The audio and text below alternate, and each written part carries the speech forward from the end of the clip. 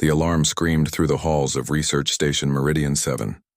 Dr. Hyunwoo ran toward the main lab, his heart pounding hard. Something was coming. Something dangerous. Security Chief Tae-il stood in the docking bay with 10 armed guards. Their weapons were ready. A small transport ship landed with a heavy thud. The doors opened slowly. 3 small figures stumbled out. They were covered in dirt and dried blood. They looked hurt and scared. "Are those the Vrin?" Hyunwoo whispered. Tae-il nodded. His face was hard and serious. "Command says they're dangerous. Very dangerous." The 3 creatures looked like nothing Hyunwoo had ever seen. They had scales like reptiles but moved like cats. Their skin glowed with soft light. Sharp claws extended from their fingers.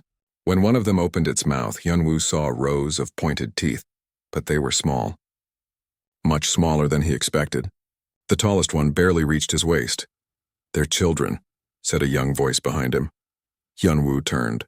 Jia, his junior researcher, stood there. Her eyes were wide as she stared at the creatures.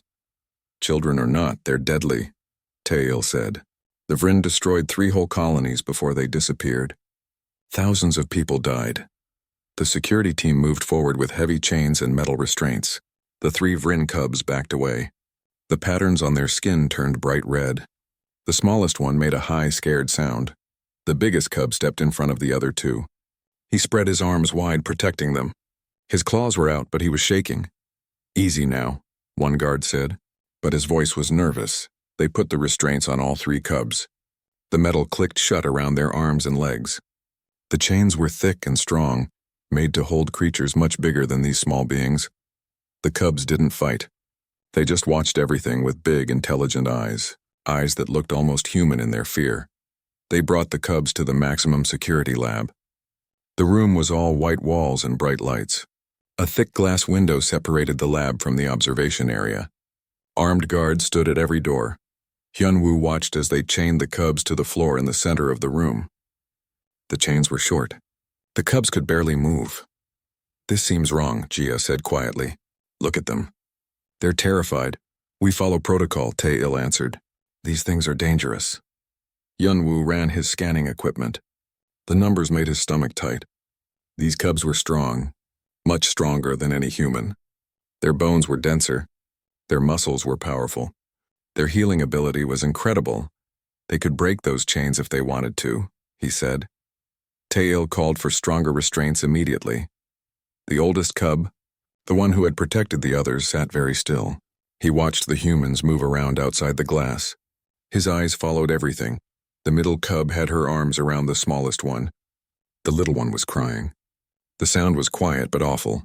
It sounded like a human child crying. "Maybe we should," Jia started to say. "No," Tae-il interrupted. "You read the reports. Adult Vrin are killing machines.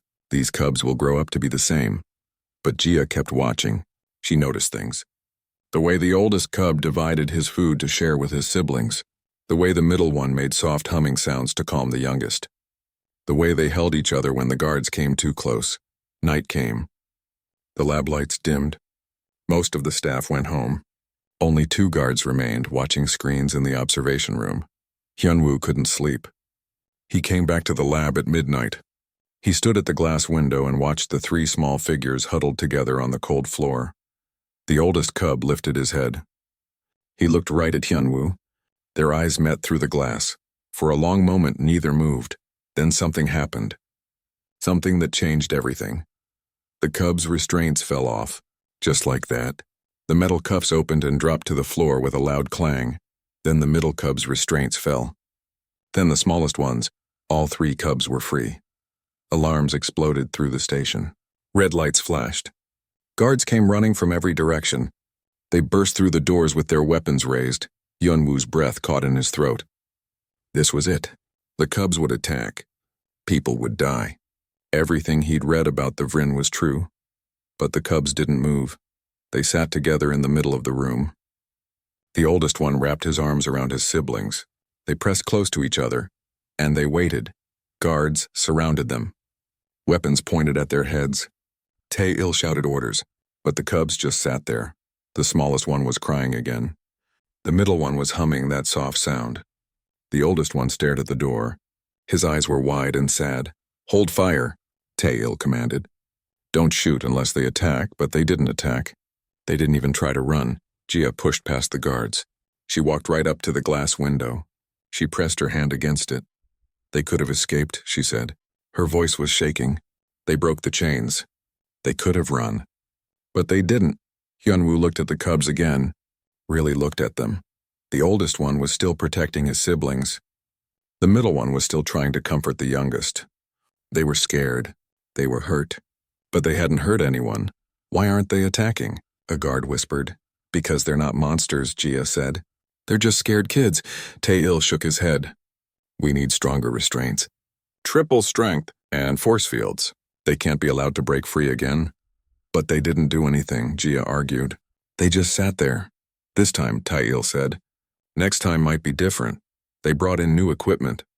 Electromagnetic collars, energy cages, the kind of stuff used on the most dangerous criminals in the galaxy.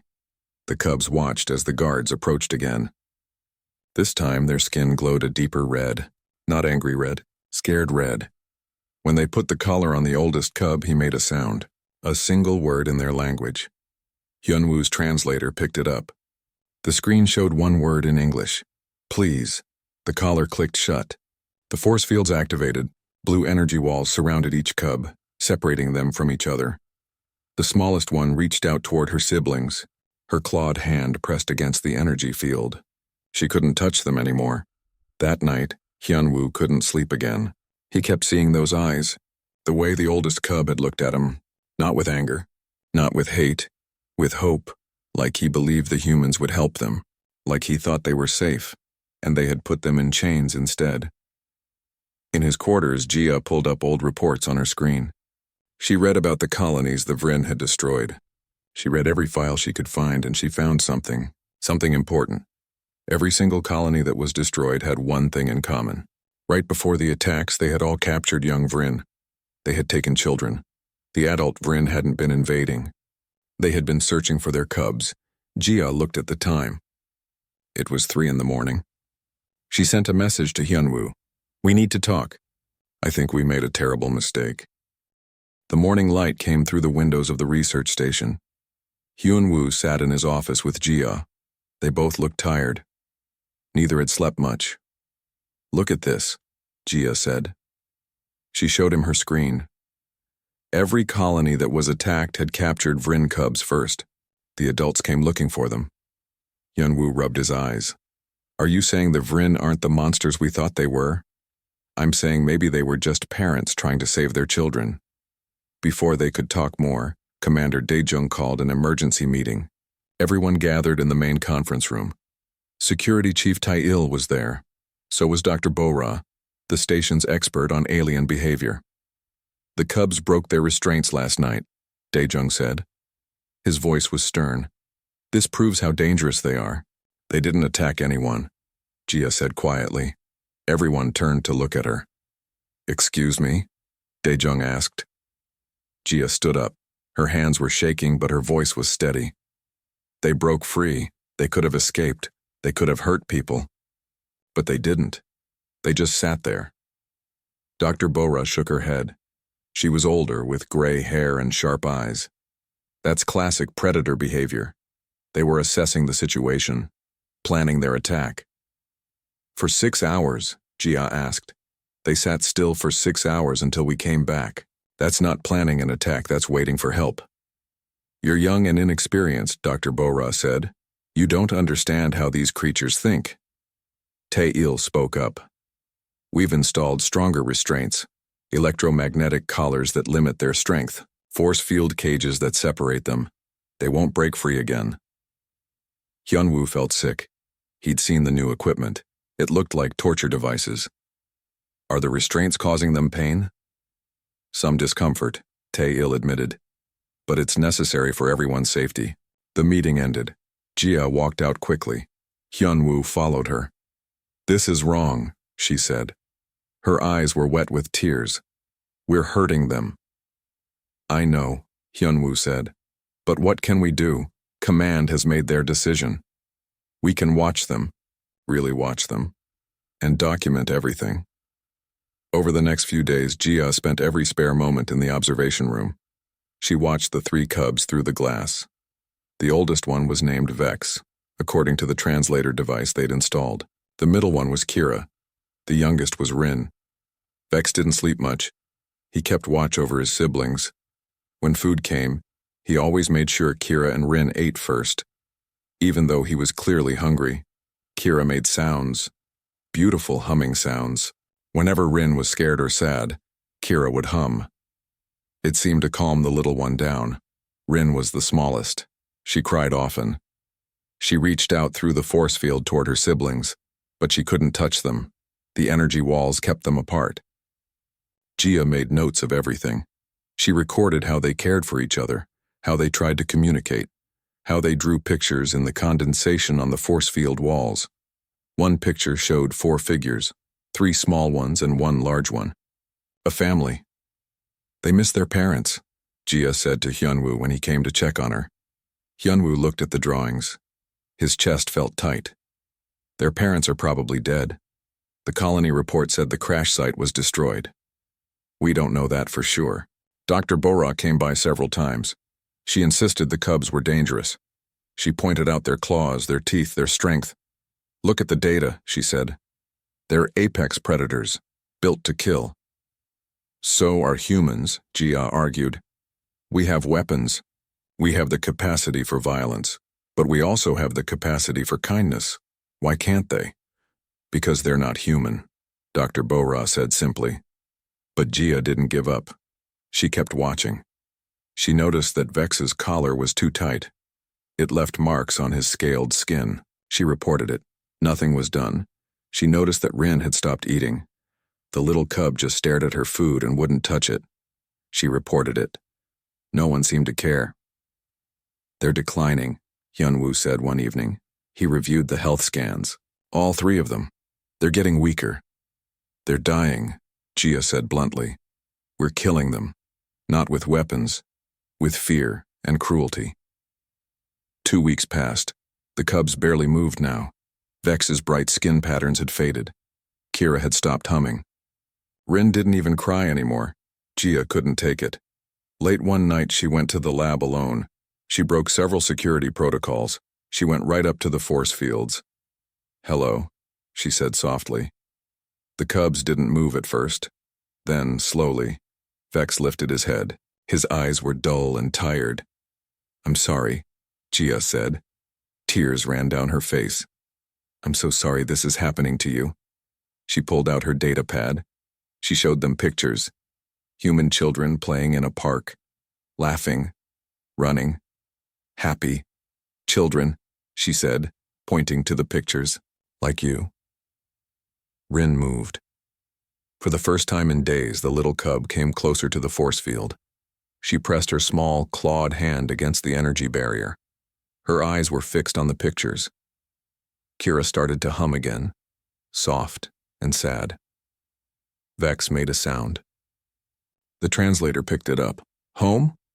3 weeks had passed since Gia was suspended. The cubs were getting worse every day. Hyunwoo watched them through the observation window and felt his heart break. Rin wouldn't eat at all now. Her small body was thin. Her scales had lost their shine. She just lay on the floor, barely moving. Kira stayed next to her, humming softly. But even Kira's beautiful sounds were weak now. Vex sat like a statue. He only moved when guards came in. Then he would try to stand between them and his siblings, even though he could barely stand. Hyunwoo sent reports to Commander Dae-jung every day. They need better conditions, they need enrichment, they need connection.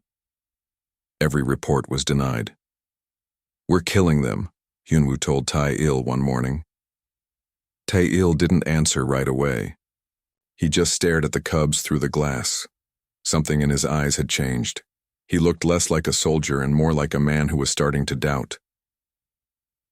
That afternoon, something unexpected happened. The station's main computer system had a problem. Alarms went off in the residential sector. Everyone who lived on the station had to evacuate to safe areas. It was chaos.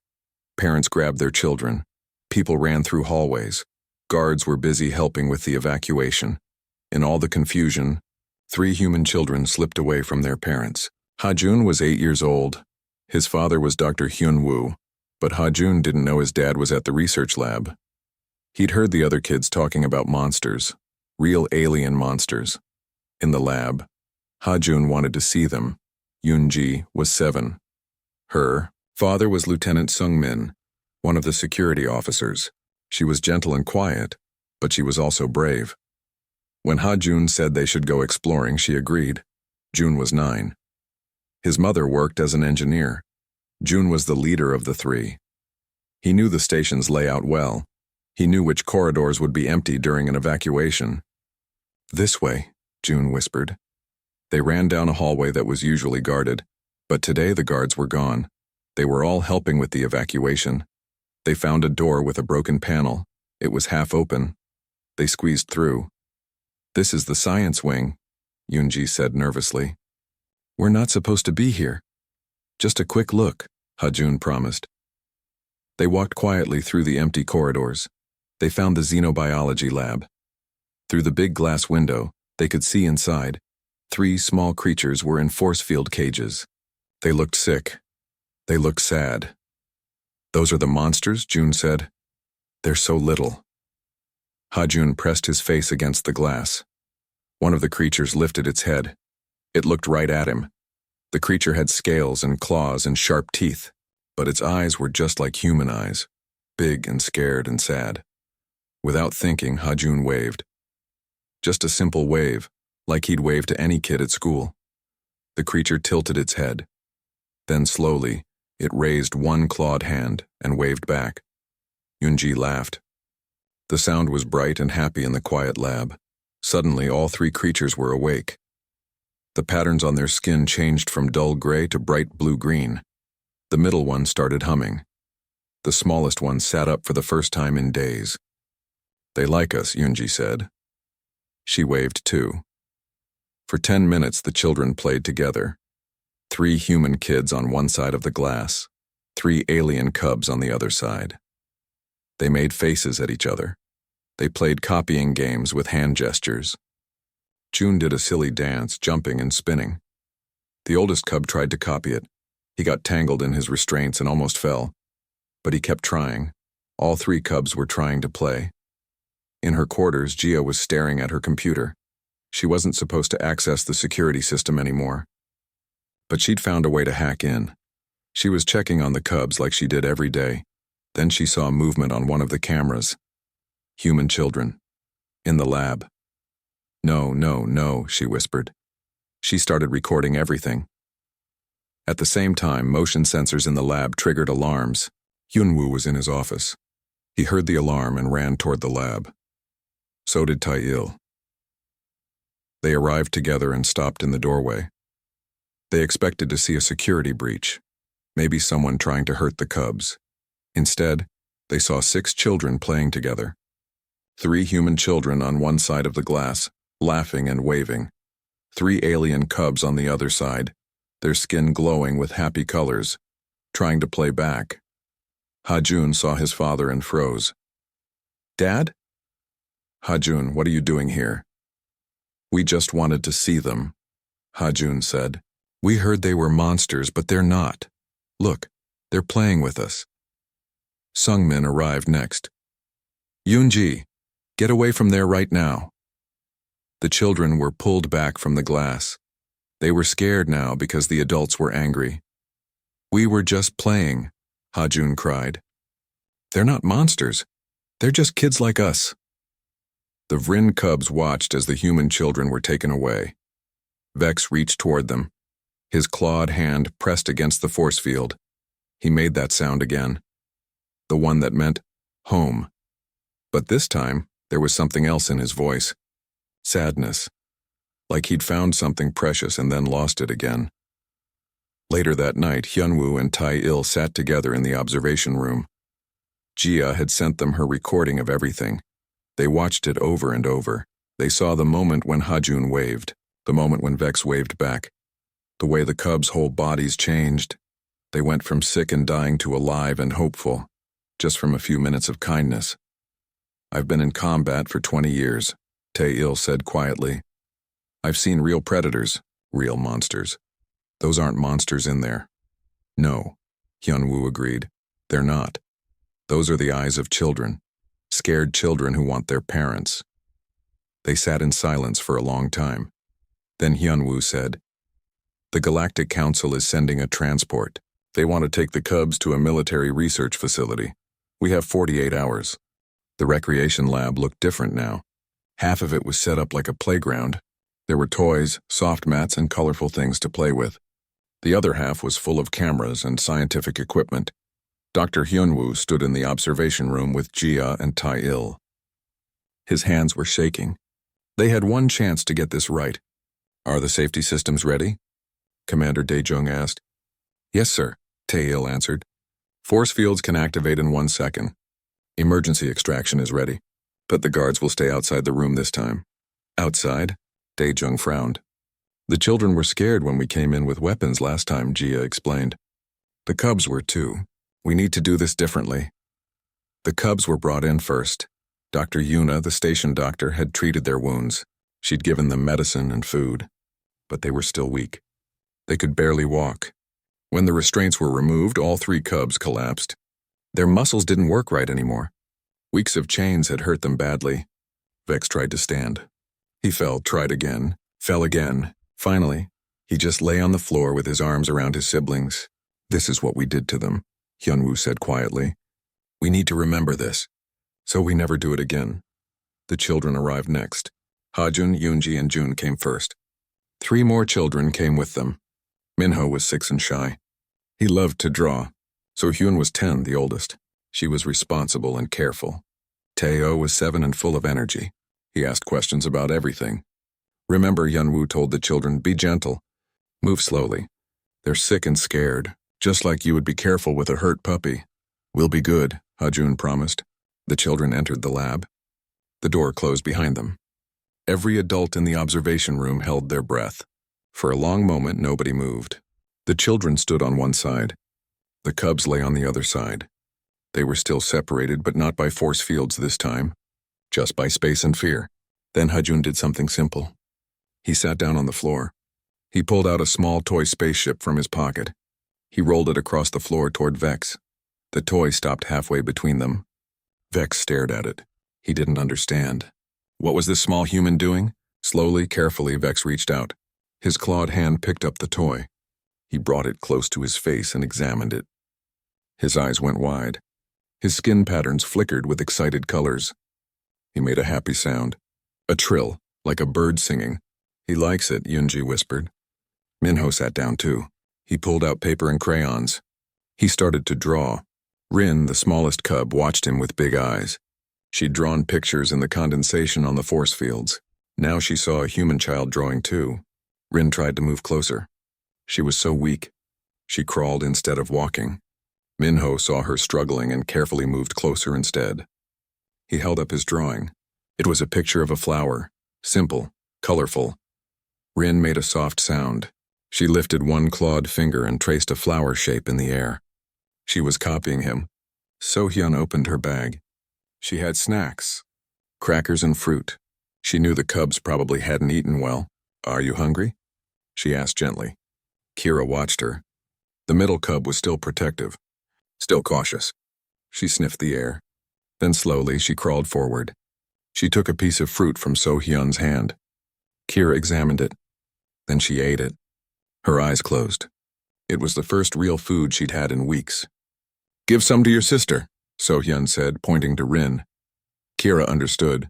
She took more fruit and brought it to Rin. She helped the little cub eat. Tae-o couldn't sit still. He was too excited. Can we play tag? He asked. Maybe not tag yet, Hyunwoo said through the speaker. They're still too weak. How about catch? Jun suggested. He had a softball. Jun tossed the ball gently to Vex. Vex caught it. His reflexes were still fast even though he was sick. He looked at the ball, then at Jun. Throw it back, Jun said, making throwing motions. Vex threw it back, but he was very careful. He could have thrown it hard enough to hurt someone. Instead, he threw it soft and gentle. They played catch, slowly at first, then a little faster. Vex's movements were controlled. He was always aware of his strength, always careful not to hurt the fragile human children. Hours passed. The children and cubs grew more comfortable with each other.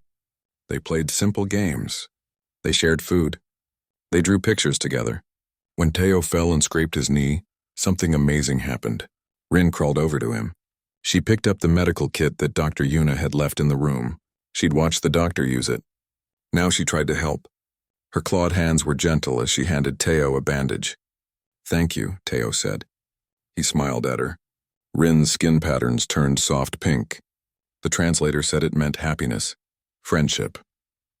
In the observation room, Dr. Bora was writing notes frantically. Her earlier theories were all wrong. Everything was wrong. "They're not predators," she said. "I mean, they are. But they're social predators.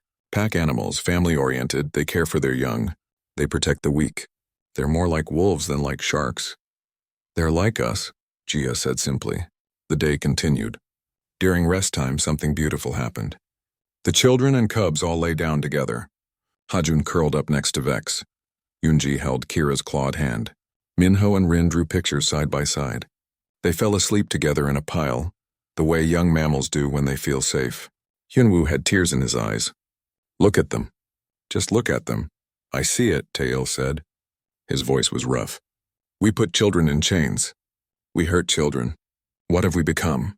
Gia was searching through old computer files. She'd found something important. "Dr. Hyunwoo, you need to see this." She showed him historical records. The old files about when the Vrin destroyed those colonies. "Look at the dates," she said.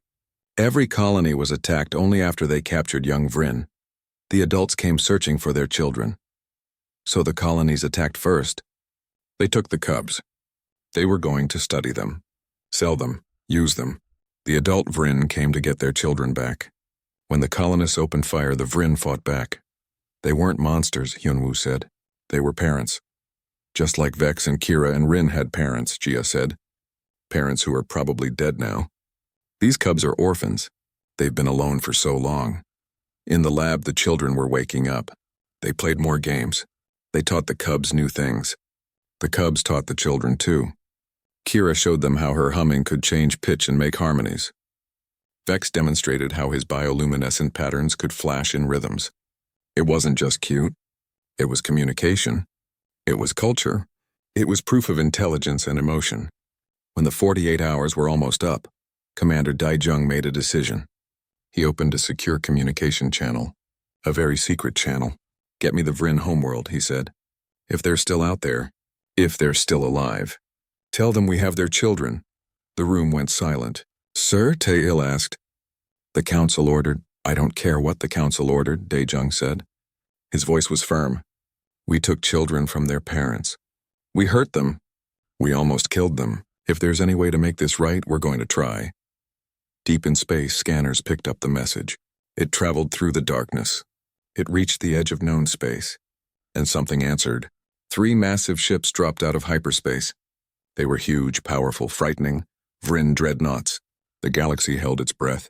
Everyone remembered the stories. The destroyed colonies. The thousands dead. Was it happening again? A message came through. A voice spoke in the Vrin language. The translator worked slowly. "We seek only our children. We mean no harm to those who have shown them kindness. We have searched for so long. Are they alive? Please, tell us they are alive." In the lab, Vex's head snapped up. His whole body went rigid. He'd heard something. A frequency humans couldn't hear. His skin patterns exploded with bright flashing colors. He made sounds. Loud sounds. Crying sounds. Kira and Rin heard it too. All 3 cubs were crying now. Not sad crying. Happy crying. "What's happening?" Hajun asked. Gia understood. They hear their people. Their family is coming. Share artifacts, download all Predator Cub story outline document. MD. The entire station was on high alert. 3 Vrin warships hung in space just outside the system. They were close enough to attack. But they hadn't moved. They were waiting. The Galactic Council sent angry messages. A transport ship from the Council was already on its way. They demanded that the cubs be handed over to them, not to the Vrin. "They're too dangerous," the Council representative said over the video call. "You're making a terrible mistake." Commander Daejung turned off the screen. "Maybe.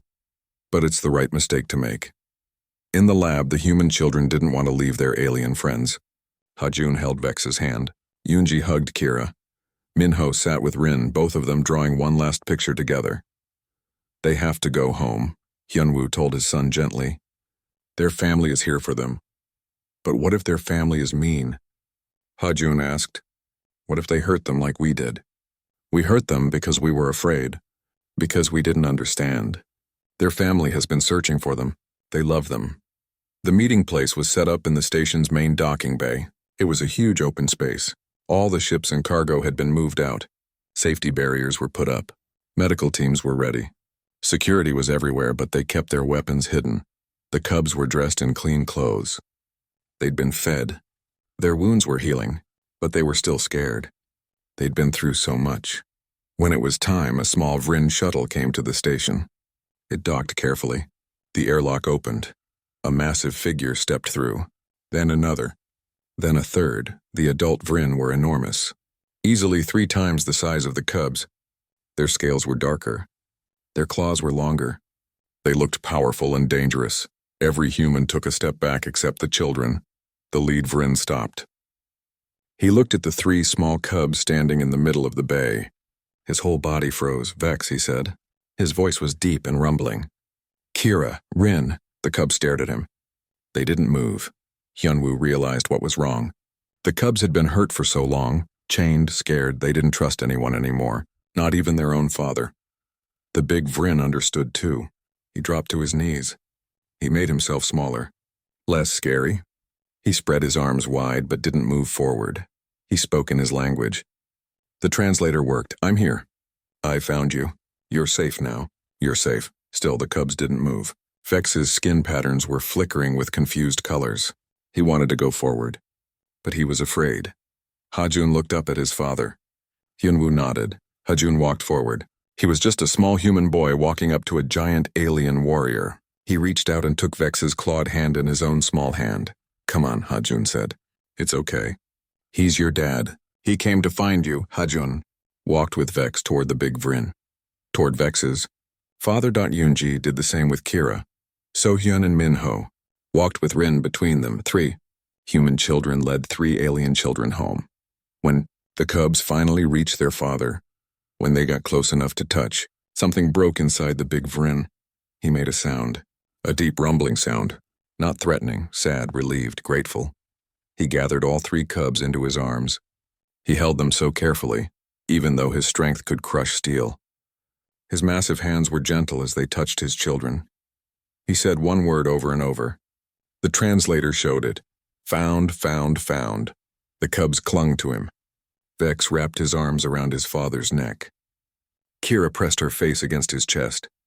Rin cried into his shoulder. All 3 of them were crying, and their father was crying too. The human children stood back. They were crying as well. So were their parents. So was everyone watching. After a long moment, the big Vrin looked up. He looked at the human children who had brought his cubs back to him. Then he looked at the adults behind them. He spoke slowly, carefully, in the trade language. His accent was thick, but his meaning was clear. You protected them. When all others feared, you saw what was real. We are grateful. Forever grateful, Hyunwoo stepped forward. We didn't protect them at first. We hurt them. We were afraid. We made terrible choices. But you changed, the Vrin father said. His name was Vextar. That is what matters. Your children showed you the way. They saw my children as children, not as monsters. They taught us something important, Hyunwoo said, about looking past fear, about choosing kindness. And my children learned that humans can be brave, can be kind. This will not be forgotten. The human children didn't want to let go. They ran forward for one last hug. Hajun squeezed Vex tight. Yoonji held Kira's hand. Minho gave Rin his drawing to keep. Will we see them again? Hajun asked. Vextar looked at Commander Daejung. That depends on you. Daejung spoke clearly. The Vrin are welcome here always. We made mistakes. We want to do better. The cubs and their father walked to the shuttle. But before they entered, all 3 cubs turned back. They pressed their hands against the transparent barrier of the airlock. Their bioluminescent patterns flashed bright gold, the color of happiness, the color of love. The human children pressed their hands to the glass from the other side. They stayed like that until the airlock closed. The Vryn ships left peacefully. The Galactic Council was furious. They filed complaints and threatened sanctions. But by then, the video of everything had spread across the galaxy. Billions of beings had watched it. They saw human children playing with alien cubs. They saw fear turn into friendship. They saw the reunion between a father and his children. The Council couldn't fight that. The story was too powerful. 6 months passed. Life on Meridian 7 went back to normal. Mostly. Then one day a message came through. A Vryn diplomatic ship was requesting permission to dock. When the ship arrived, 3 small figures bounded out before the adults could stop them. Vex, Kira, and Rin ran across the docking bay. They were healthy now, strong, happy. Ha-jun, Yoonji, June, Minho, Sohyun, and Tayo were there to meet them. The reunion was chaos.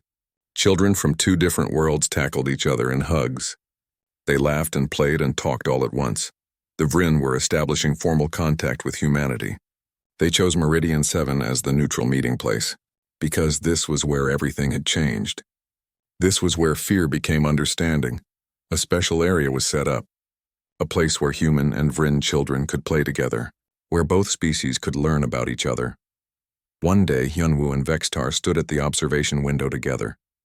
They watched the children play below. Vex was teaching Ha-jun a Vryn game.